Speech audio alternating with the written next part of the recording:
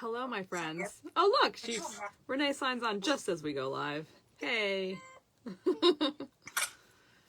So, I'm especially tired tonight. Especially tired.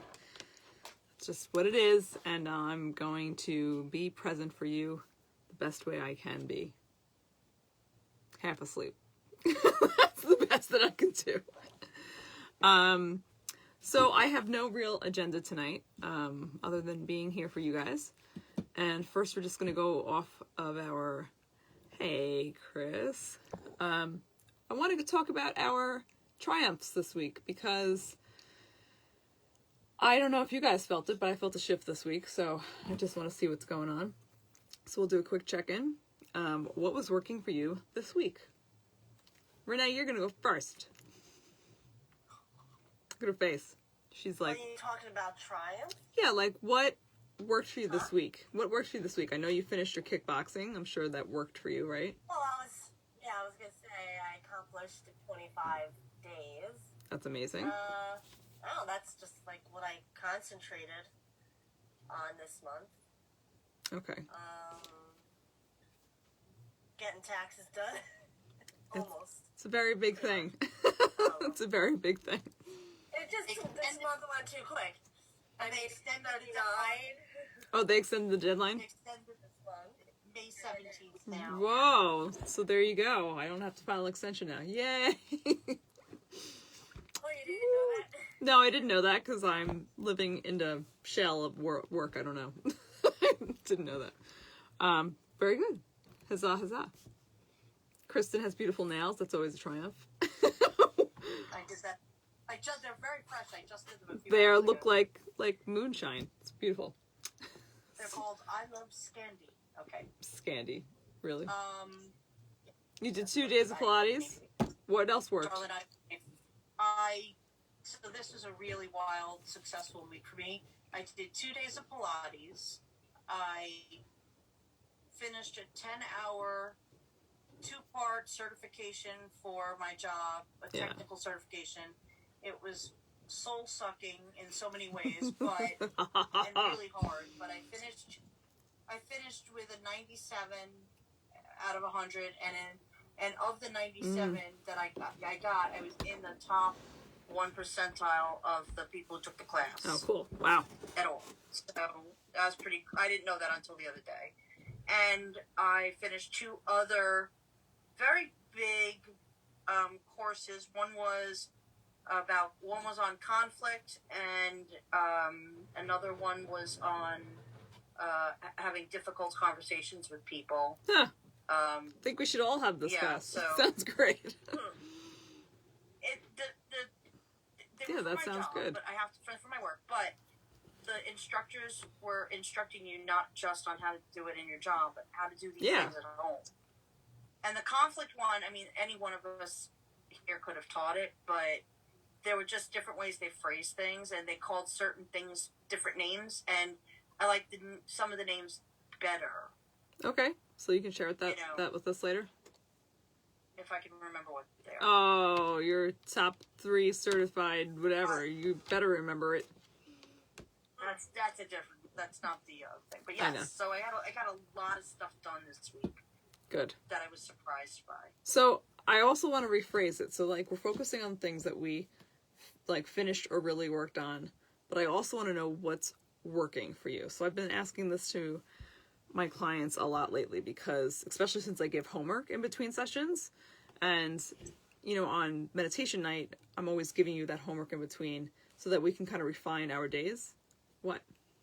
There's homework? No. Anyway, so, but I want to know what's working for you. So like, remember when we added the ritual stuff, when we added ceremony stuff, when we added things, what's working for you? And if you don't know the answer, think about what's not working for you. Like, I don't like rushing around, so that doesn't work for me. So I have to kind of revise things on a daily basis because I have kids and figure out how to not rush around, right? The reason I'm asking this, so you guys can like think and see if you come up with something why I think. While I speak, you can think. I told you, I'm tired.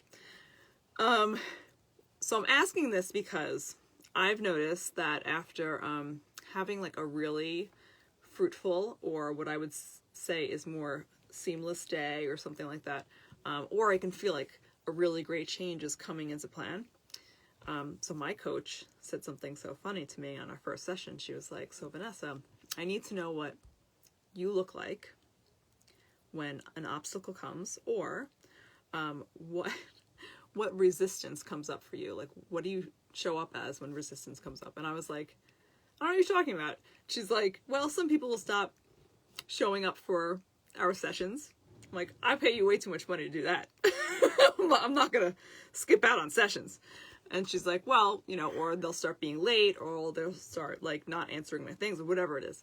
And I was like, well, that's not going to be me. So it made me kind of think like, well, what do I look like when I have that type of resistance? And then I went through some funny human denial. I'm like, I don't have resistance. Yes, I do. But the funniest part was to realize, well, maybe not so funny for my poor husband, and I owe him an apology, that I got super angry. So after like a really intense coaching session, where I was like feeling not just good afterwards, I was feeling like, wow, there's a lot of work being done. There's still a lot of work to be done, and I'm getting closer to my visions, right? And then that night, I got so mad. And Bill's like, something's wrong with you. What's wrong? And it took me a while to figure out that I was really mad about my friends dying. That there was grieving going on, that like, I didn't realize I was angry about it. And then it also realized that it carried into the next day with that I was just mad. So that was kind of fascinating to me, because there is a grieving process that can happen when you're going through changes, or like planning something big and like accomplishing something, you know. And I usually say, well, what's your, like, I'll ask people like, what's your self-sabotage look like? Because people don't really recognize it. So I'm like, so what does yours look like? So people that are being, you know, food conscious, eating a certain way, people that are working out a tremendous amount might slip back into something bad afterwards. So this is really, really important timing to know this, because today, right? Happy Passover, happy Palm Sunday. Jeannie's laughing at me. Exactly. What does your self-sabotage look like? I'd like to know. So it's a time for, obviously, big reverence. Last week we spoke about spring. This is basically the culmination of all that, and also tied into the spirituality of it. Who's lagging over there? And this begins Holy Week for a lot of us. So even if you're not attached to that, you can still feel the energy of other people, and you can feel the energy of how we are as a community. So I speak about this a lot. Even if you don't think you're an empath and you don't think you're affected by somebody else, like if you listened in my treatment room, how many people come in with the same stuff? It's funny and scary sometimes. I'm like, oh, you all have this going on in your bodies. Oh, you all have this. And today it was all, not even low grade anxiety, moderate anxiety. It feels like the shakes all over the place. There was some slight nausea. There was, what else was really common today? Some anger, a little bit of anger. And it's crazy because people think that it's like their own little world. But the two people that were super aware today, they were like, oh no, I know it's not just me. I'm like, okay, great, good. That's a good start. So then we kind of got into talking about, well, how can we use this type of energy, right? We've been speaking a lot about how it's a call to connect. I was using more anxiety as a call to connect, but really it's any kind of more extreme emotions where it's like, just, wow, I can't stand feeling like this right now. I don't want to feel angry. I don't want to feel like this. Well, there's a reason, you know, you need to do something with it. So now I'll ask you again. Kristen, you had a fantastic week because you got a lot accomplished. What worked for you in the sense of you set yourself up for those accomplishments?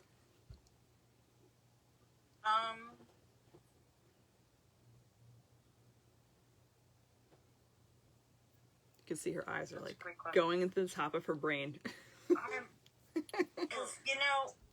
well, I'm thinking about like what worked for me. Honestly, I think I have to go to the things that don't work for me here, because I don't like to be. I'm in a position where I'm up for a promotion, and I don't want, but I don't know anything about the qualifications needed. Not anything, but I know very little about the qualifications for the new job. So what I had to do for myself was decide, okay, what I know that it's going to be it's more technical, which is what I'm better at. Okay. But I don't have a technical degree. So you know what I'm going to do? I'm going to put as many supplier certifications, technical ones, behind my back that I can. And I looked at them all and I said, oh my God, these are terrible and they're terrifying and they're hard. And I'm like, I can do hard things. Okay, so I'm going to pause you. So I'm going to use that for other people now. So Kristen saw this thing that could have been like huge, and maybe in your past you might have seen it as like, this is a reason to not move forward. This is a reason to not call for change or to not even try for it, because I could end up failing. I could end up not being or feeling as smart as others. And there's so many things that could have so-called gone wrong. But truthfully, she decided to call upon what could go right. And that's really one of the key to people that succeed, is even if the fear comes up, they decide to continue to move forward no matter what. They decide that it is worth the effort to try, right? And that's what we're talking about with the resistance. So the resistance comes up just as fast, and it can look like fear. It can look like self-sabotage. It can look like so many different things. So of course I'll post later on like of examples of it so you can start to see it and understand what that means. Because subconsciously, there's a deeper layer that causes us to slide back, a much deeper layer. I have a person that comes almost every week. She's very, very bright. And, but if she misses a week, I have to kind of convince her all over again that she's amazing. Kind of crazy, right? It's like convincing, you have to tell the cat every day, you're a cat. Like, you're a cat, it's okay. So she like forgets that she's able to do all these special things. She forgets that she's able to put boundaries up. She forgets that she's able to speak her voice and be heard. And because of that, she slides back. So the two weeks that I did not see her, the first week after I saw her, she said she had a fantastic week. And we discussed her successes for that week and why it was so fantastic. She fed herself, as we had spoke about. We discussed like the boundaries of nourishment, which just sounds crazy, but especially for moms, this is a very hard one. We're like, I eat when the kid eats, or I don't eat, or whatever. We discussed that. So she had a tremendous week in that sense. And then she had other few things that were really, really successful. Second week was horrible. And when you ask somebody how their week is, I find it fascinating that we're able to really give it a whole slope that fast. We're like, this week sucked. Even though there were probably multiple things in the week that were really good. We just kind of give it this general whatever, right? So that's why these little questions can be really, really helpful, just to kind of check you in on what's going on. It's not enough to know that you had a so-called phenomenal week. You need to know exactly why and what was successful for it. So people on Facebook, if you haven't done this with me before, please take out some writing implement and paper and tell me, or tell yourself, you can send a picture later or not, what was successful this week. And that could be something as small as I took my stones out and I cleansed them. I have them set for intentions for tonight. It's the full moon. So I'm writing out my intentions. It does not have to be large. It just has to be that you're acknowledging each success. Same thing with what doesn't work. So if you end up having a very small list of successes and you're not sure why, guaranteed it's because you have not taken that time to go, this doesn't work in my life. I don't like rushing to things. I have not allowed myself to have 10 extra minutes. I'm still creating that. So you have to know what's not working in order to understand what's working, as Kristen spoke about, and it led her to the real truth of allowing herself to aim for something greater, which she accomplished. Probably bigger than you thought, right? Way bigger. Way bigger. I expected to finish it. I just didn't expect it to go as well as it did. How amazing, right? So Renee, you've had a little time. What can you say? How did you set yourself up for those successes? I feel like I can name them for you, but well, putting it in my calendar and like setting the exact dates. Like, if I almost feel if I don't put anything in my calendar, it's not going to happen. Or if I don't make a list. well, we pretty much know that's accurate, okay? For most people, if you have a so-called empty space, right? If you're not in a regular 9-to-5 job and you don't have these certain things that you have to do, it's very, very easy to flounder, or it's very easy to go just misdirect your energy just all over the place. And then at the end of the day, you've gotten like parts of little bits of things done and like you don't feel good. And you usually feel exhausted after that, right? So that's really important to say. I wrote it down. Also, remember, writing it down. Yes, you can put it in your phone, but the act of writing it down is going to get you there faster. There's been studies on it. You don't have to believe me, but you should try it. Write it down. Okay, I love it. Thank you for giving me those little gifts. So my friends on Facebook, if you have not written something down that's worked for you this week, that got you to a place that you could feel accomplished, even if it was a small task, let's get there now. And it being a special day for a lot of people, and Passover into Palm Sunday, there's things that all of us go into with spring. So there's a feeling of fullness at this point, especially when we come into a full moon and it's on a special day. The intentions get greater, they get stronger. Now, why would I be talking about manifestations and intentions and resistance in the same day? Think about that for 30 seconds. Why does resistance show up?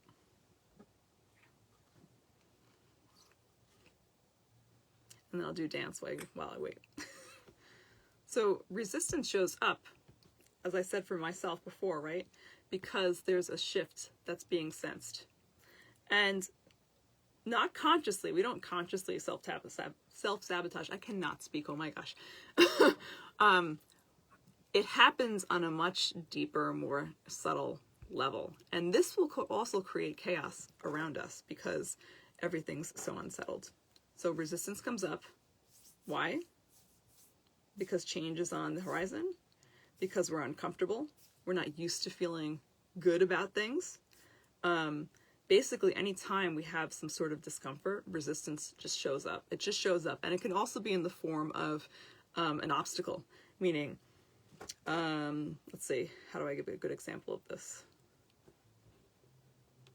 How about I'm all ready for a change in my office, everything's getting prepped, and then something silly happens like, oh, the plumber needs to come on the day that I'm going in, or something else. And there's a resistance that you've actually created that we don't really acknowledge. We usually say, oh, it's an external force, it's something else happening. Now, we call upon things a lot, a lot, to keep us in our little safety zone. And not many people want to discuss that because we really want to believe that everything's out of our control, because why would we want to take responsibility for something like that? So you can think about this in your daily life, and that's really a whole nother night's discussion on how we create so much of our own reality, which is why I'm asking, like, how do you set your week up for success? Like, how do you do that? Because you're doing a lot of those things. Because the more you set it up for success, the truth is that the less resistance will come up. Make sense? Get all that, guys? All right. If I don't have at least one person nodding at me, I don't know what's happening. So, I know. I'm saying if I don't have that, like if I don't have you guys on Zoom, I'm talking to a void. So I noticed for myself, yeah, bop the head. I noticed for myself this week when the anger came up, what helped me was really stopping, and acknowledging that I was angry, because I don't often get like that, where I'm like, da da da da da. Bill's like, what is wrong with you? So then, since part of it was this grieving process, I stopped and I lit a candle for everybody, including people that I didn't think I was still grieving, but I did. In fact, my very, very, very, very empathic and smart children said to me, Mommy, I think we should light a candle. And I was like, oh, for who? And she goes, I said, you mean for my friends Addie and Lori? She said, no, also for Uncle Greg. Now, Oh, okay, because we have not done anything for him yet. right. And I always kept saying that when my mother-in-law's bathroom was done, we're going to have some sort of thing. So she doesn't know that, but she knows that. So I stopped and I acknowledged exactly what I was feeling.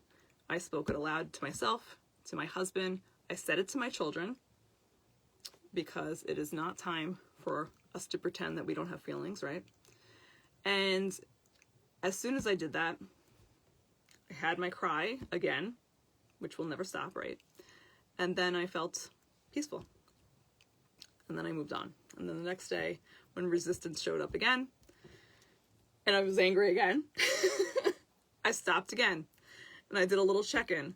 And then I used it as a call to connect. So then I started speaking to my spirit guides. I spoke to Jesus. And it didn't go away right away. I actually had some audio stuff where they were like telling me, like, why aren't you writing it down? Why aren't you writing it down? Because the chaos in my brain was making too much noise, so I couldn't connect to spirit properly. And I couldn't figure that out. I was like getting in my own way.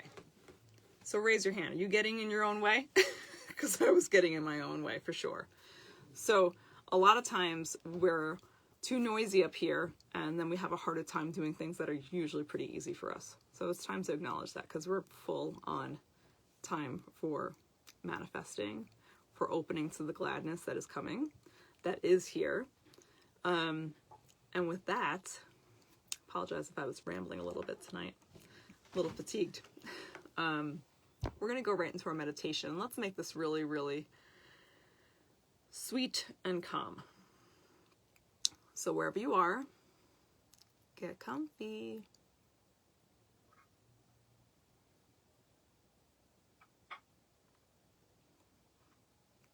And one more kind of funny thing about resistance. You know, a lot of people might have a hard time saying yes to certain things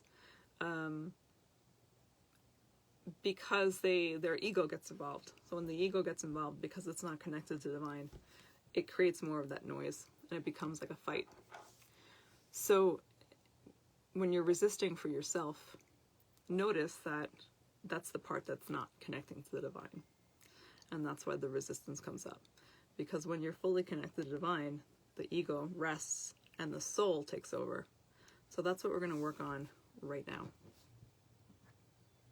So my friends, you come here tonight with love and peace in your heart, looking for more counsel, looking for guidance, looking just to listen and be heard on a deeper level.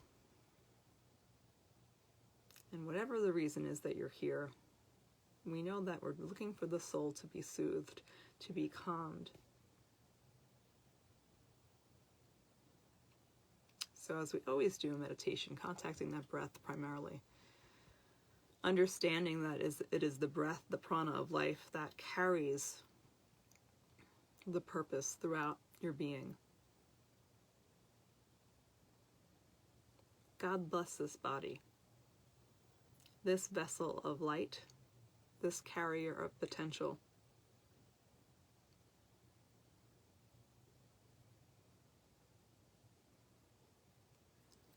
When you truly do believe that you are a carrier of God, that the divine dwells in you,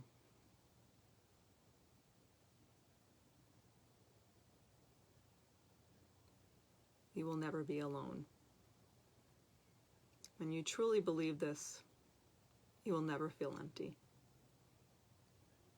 When you truly believe this, you will never allow yourself to self-sabotage again.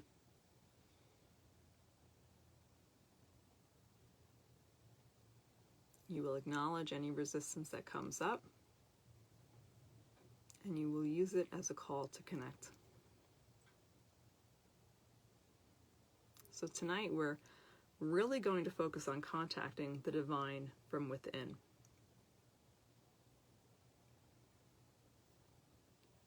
I want you to find yourself in a golden cave.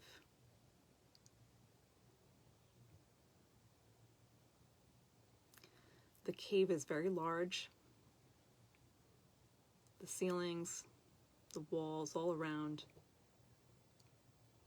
Yes, they're there. Yes, it's a cave, but they're beautiful. The light is streaming from little crevices, and you can see sparkles of gold and all variants of colors coming alive with that reflection.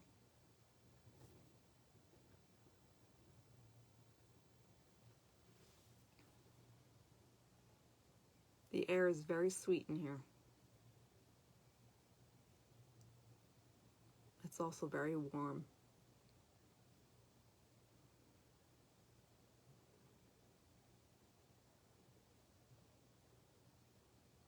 You'll take a few steps, going to the walls, walking very, very softly, feeling the whole foot contact the ground, noticing how there's some softness to it, but there's some dust that comes up with it. You walk to one wall, seeing the beautiful reflection from the soft sun.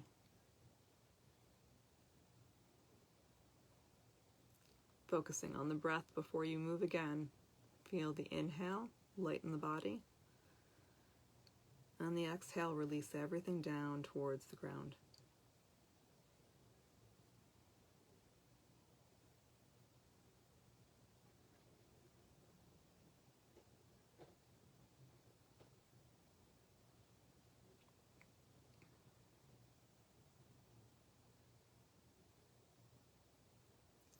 You'll take your hands and ever so gently contact the wall.